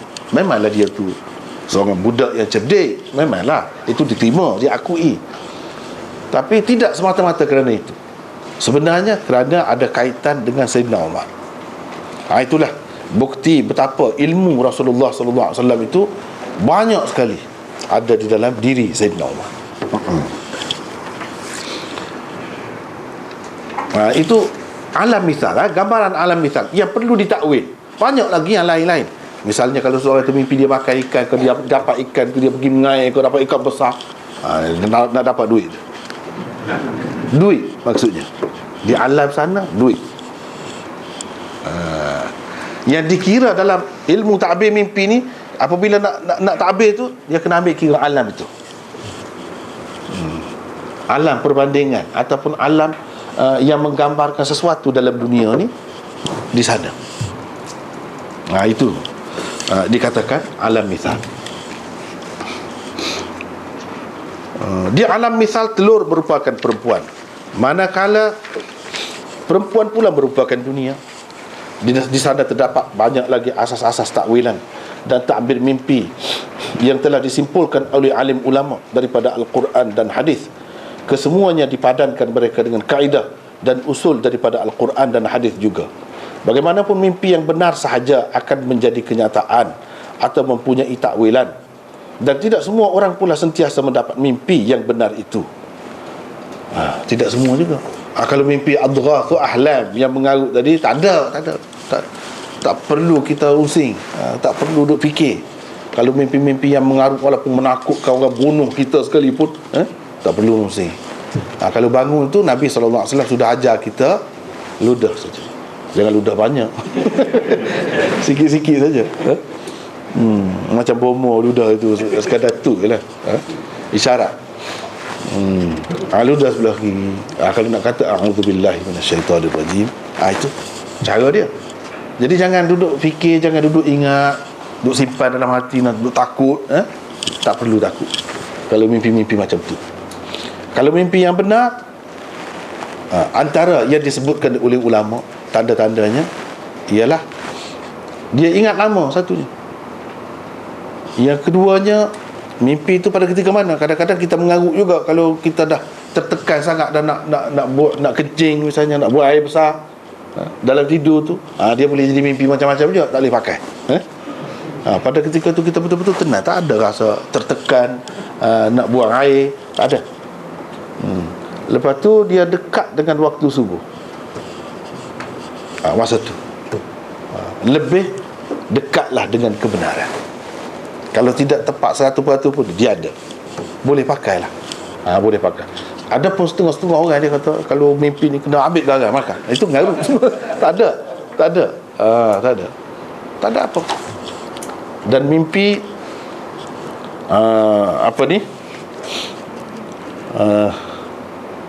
boleh kita dapat usaha dapat mimpi yang benar berpandukan satu hadis Rasulullah sallallahu alaihi wasallam. Ini hadisnya. Idza iqtaraba az-zaman lam takad ru'ya al-muslim takdhib wa asdaqukum ru'ya asdaqukum haditha. Bermaksud di akhir zaman hampir-hampir mimpi orang muslim tidak berdusta, yakni tidak mengarut. Orang yang mimpinya paling tepat, ini paling benar, ialah orang yang paling benar percakapannya. Ini. Kalau orang ni dia semakin dia jaga percakapan dia cakap benar, mimpi dia pun benar. Ini panduan. Kalau kita nak mimpi kita benar, bercakaplah benar, berkatalah benar. Itu panduan. Jadi hampir-hampir tidak ada yang mengaruh kalau kita ikut panduan inilah. Kalau kita tak ikut panduan ini, tak jadi memanglah. Kalau kita duduk tiap hari pagi petang duduk bohong, tak jadi. Ini yang dia macam janji ni, panduan. Akhir zaman, kita ni akhir zaman lah. Akhir zaman dah. Rasulullah SAW tu muncul dia tu pun akhir zaman dah. Tak ada akhir zaman, cuma bukan alamat besar. Jadi kita ni kalau nak dapat mimpi yang baik, sebab mimpi yang baik tu sebenarnya jangan main-main. Dia besar artinya kepada kita. Panduan. Kita buat sesuatu dalam keadaan sedar, dalam keadaan kita ingat ini. Kadang-kadang memang tepat. Caranya nak dapat inilah. Jangan berbohong. Jadi apa pun jangan bohong. Jadi guru ke, jadi lawyer ke, itu bahaya tu kan. Boleh jadi sangat tu nak berbohong, terpaksa untuk nak jaga kedudukan tu kan. Tak boleh, kena benar, baru betul.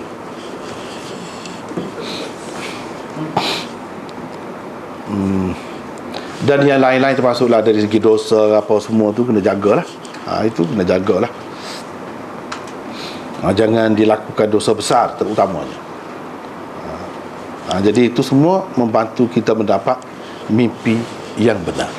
Dan mimpi yang benar itu sebenarnya sangat diperlukan oleh kita.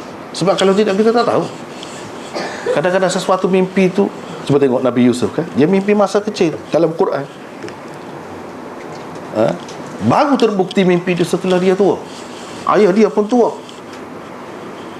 mak dia pun tua. Inni ra'aitu ahada asyara kawkaba wasyamsa wal qamara ra'aituhum li sajidin. Itu kan dalam Quran itu. Dia mimpi itu masa kecil. Dia cerita kepada ayah dia Yaqub ketika dia masa kecil. Lepas tu berlaku macam-macam dia sampai jadi orang yang paling besar di Mesir. paling berkuasa di Mesir, dan pada ketika itu semua sujud, pergi. Betul yang dia mimpi, tapi menjadi kenyataan setelah tua. Jangan mimpi ni jauh masa dia pergi. Jadi sesoalnya seseorang tu bila dia mimpi, ada kalanya dia kena tengok terus lama benda ni. Dia tidak sekali berlaku saja, sehari selesai, tidak begitu, lama. Dengan sebab itu bagi kita penting sangat, umat Islam ni penting sangat. Kalau kita perhatikan, sebenarnya dalam sejarah Islam ni, kalau kita perhati kemenangan Islam di sana sini, kejayaan, kerja-kerja besar yang dibuat oleh individu-individu tertentu, kalau kita kaji dia sebenarnya ada latar belakang dia, ada mimpi. Saya ada satu buku tapi dalam bahasa Urdu. Buku tu ditulis oleh seorang lawyer, tapi lawyer yang sangat baik lah. Dia berhenti tak mahu jadi lawyer. Dia tulis buku tu. Dia orang Pakistan. Orang Pakistan ni kadang-kadang dia tak mengaji agama pun, dia kesempatan banyak kan nak baca buku. Jadi dia jadi pandai juga. Kadang-kadang lebih pandai daripada ustaz kita lagi. Dia tu doktor, dia tu lawyer, dia tu engineer, tapi dia boleh ikut. Berapa ramai orang dia yang jadi alim pula. Misalnya Dr. Israr Ahmad, kalau kita tengok dalam internet, tapi dia sudah meninggal dunia dah, rahimahullah. Dia doktor tapi alim, tulis kitab semua, tulis tafsir, ada tafsir dia sendiri. Asalnya bukan orang yang belajar agama, tapi dia belajar sendiri, kesungguhan dia. Ni saya nak cerita ni buku, nama dia nama buku tu ialah Siratun Nabi ba'da wafatin Nabi, wisalin Nabi. Maksudnya sirah Nabi selepas dia meninggal.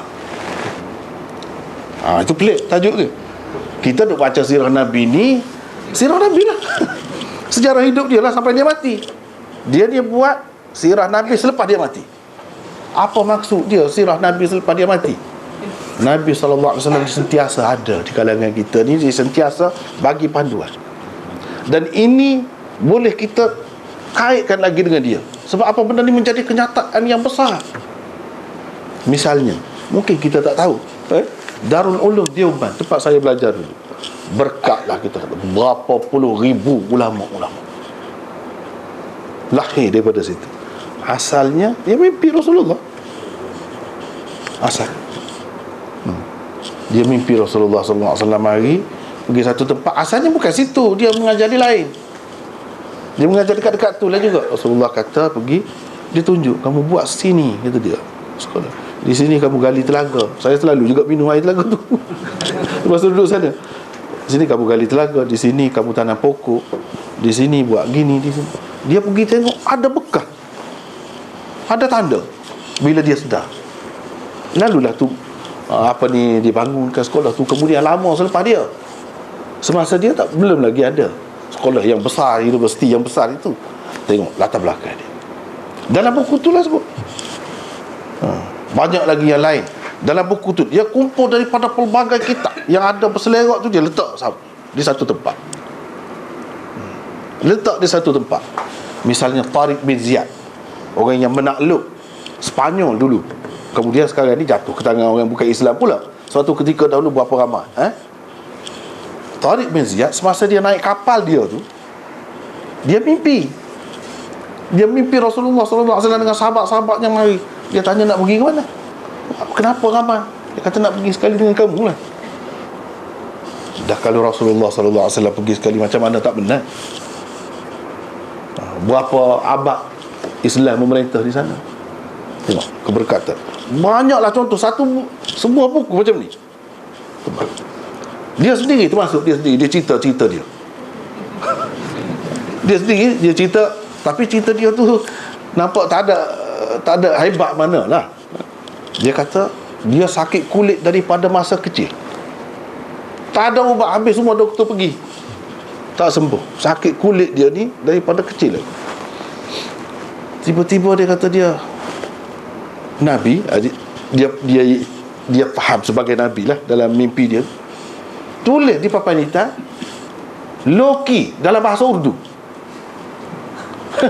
Loki itu maksudnya labu air. Tahu labu air?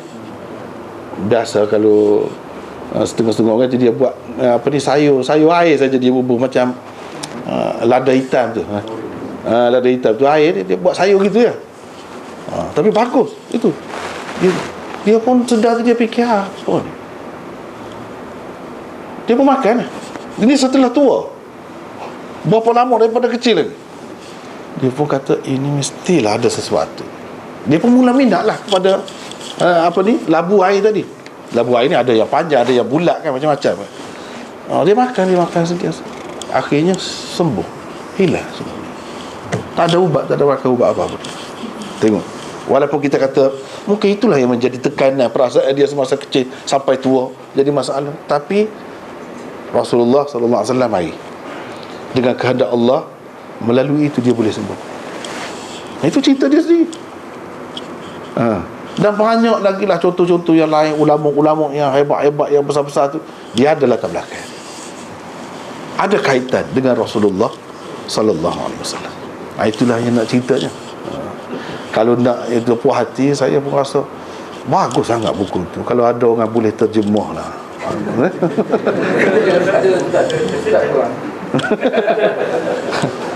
Banyak istimewa sangatlah buku tu. Sebab kita boleh tengok kan tak, macam mana Rasulullah sallallahu alaihi wasallam terus berperanan di kalangan umat dia. Selepas dia meninggal, dia tak tinggal gitu. Dia bagi panduan kepada umat-umat dia yang betul-betul ikut cara dia, insya-Allah dia bagi panduan.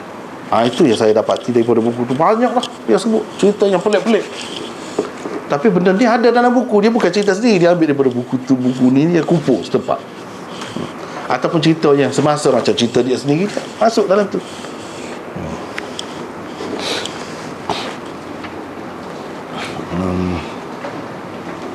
Nampaknya kita pun masa tak mengizinkan ini. Dah mula pun lewat tadi. Setakat itulah dulu untuk hari ini. Wallahu a'lam. Dua soalan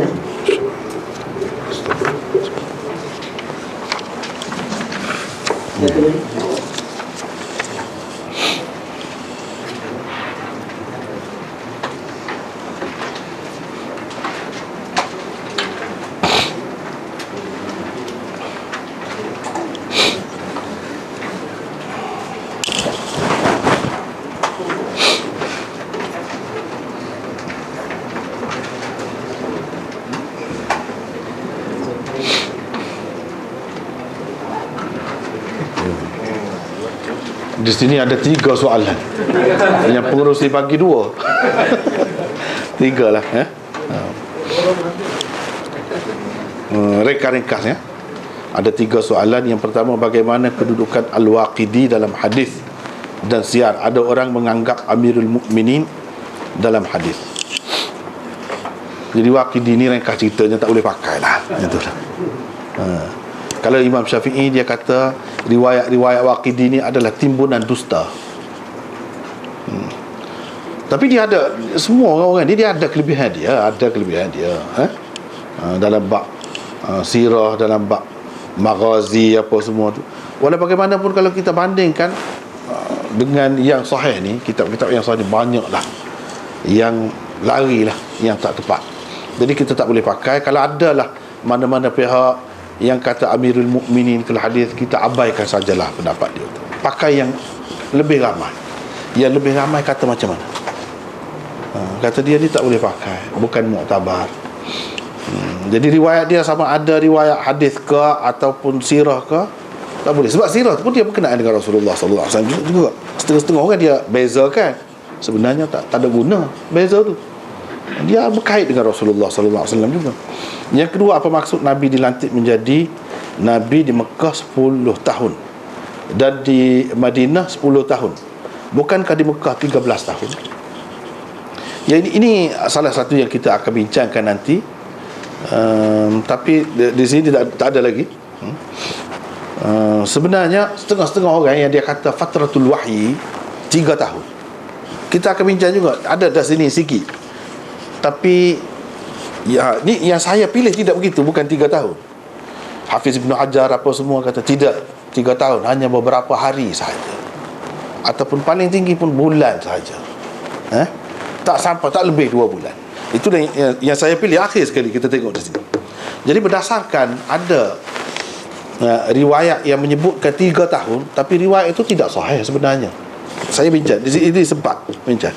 Jadi atas dasar itulah mereka kata dah 3 tahun. Jadi masa tempoh di Mekah tu yang betul-betul terima wahyu 10 tahun juga jadinya. Bila ditolak 3 tahun tu, tolak sebab masa tu dia tak ada dapat wahyu, fatratul wahyi. Di Madinah sepenuhnya dapat wahyu. Sebab itu dikatakan 10 tahun. Tapi bagi saya tak setuju itu. Yang ini maksud dianya ialah yang betul-betul Rasulullah sallallahu alaihi wasallam dakwah secara terbuka. 10 tahun. Dalam masa 3 tahun tu dia dakwah secara sembunyi-sembunyi dalam keadaan ketakutan, bimbang itu ini tidak terbuka betul. Itu rasanya lebih sesuai untuk kita kaitkan dengan kenapa disebutkan 10 tahun itu. Bukan kerana tempoh fatratul wahyi tadi, tidak. Itulah wallahu alam. Yang ketiga, apa maksud warna kulit Nabi asmarul laun? Asmarul laun, setengah-setengah orang dia kata hitam manis. Sebenarnya tidak tepat. Hitam manis bukan. Nabi memang putih. Asmarul laun ini dia kalau kita, saya pun tidak tahu bahasa Melayu surat ni. Kalau bahasa Kelantan dia panggil putih merah. Merah kulit orang kata. Merah kulit. Orang Kelantan faham. Orang Kelantan akan faham. Kalau kata warna dia macam mana warna kulit dia? Merah kulit. Bukan merah macam orang putih tu, bukan. Tapi putih lah. Jadi asmarul laun kalau diterjemahkan dengan hitam manis tak tepat.